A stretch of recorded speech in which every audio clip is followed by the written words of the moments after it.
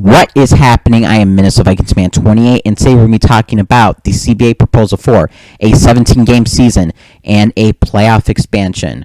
So let's get right into it, and we'll start off with the playoff expansion. Playoff expansion is going to be 7 teams proposed instead of 6. So that would mean that only the first team would get a bye. The second seed would go to the wild card round. So, example, the Kansas City Chiefs this year would have played in the wild card round against the Pittsburgh Steelers. That would have been, in my opinion, just a horrible game and unnecessary, game for the Chiefs and risk and all that. Now, that's sort of leading into my point of why I am not in favor of the playoff expansion.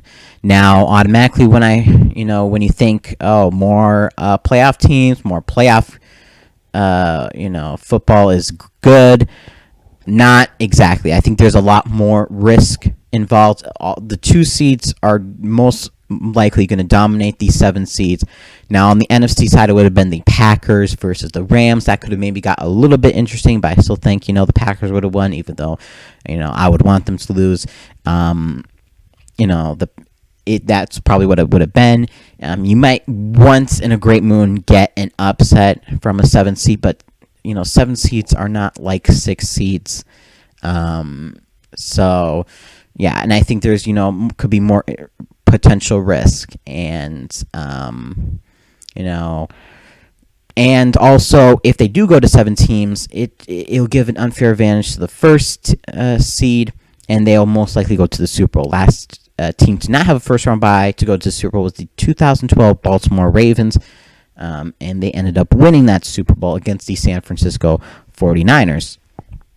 And so if they find out that keeps happening, and then they'll go to 8 teams, and that's where it gets too much, because then you got half of the teams from each conference, which is not good, and then you'll have 2 games probably. 2 games. Let me see, 2 games for 4 days probably, or maybe 3 games on Saturday and Sunday, and 2 games on a Friday, or maybe a Monday for ESPN. Who knows? But that's just a lot. A lot of more money that they can make, and this is all about money. More playoff teams, more more games, more money. That's all. That's the name of the game. So, if they do go to 7, I think they'll go to 8, and they'll just make it bad. I think 7.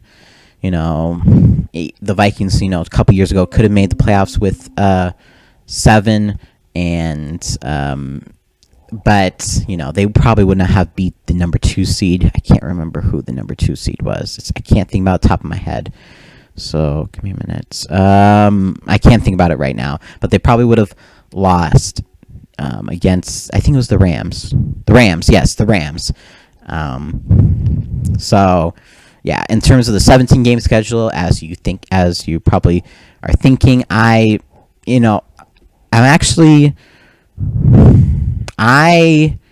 will be in favor of it if they add an extra bye week, which means they have to do, instead of just 3 preseason games, they have to do 2 preseason games. So I want there to be, if there is 17 games, I want there to be 2 bye weeks instead of 1 bye week, because I do not want the quality of football to lessen. So for me, it's all about the quality of football. I mean, I love football. It's a precious time. There's only so many games. Every game matters, but I want that quality of football to be good. And if there's going to be injuries to star players, especially my team, because of more games, I don't want that. So if they're already going to do 17 games, I want them to have an additional bye week. So I am in favor of 17 games if they have an initial bye week, but I'm not in favor of the extra playoff team, because that will most likely result in 8 playoff teams, which is, I think, their goal. So the 6 playoff teams I'm good with.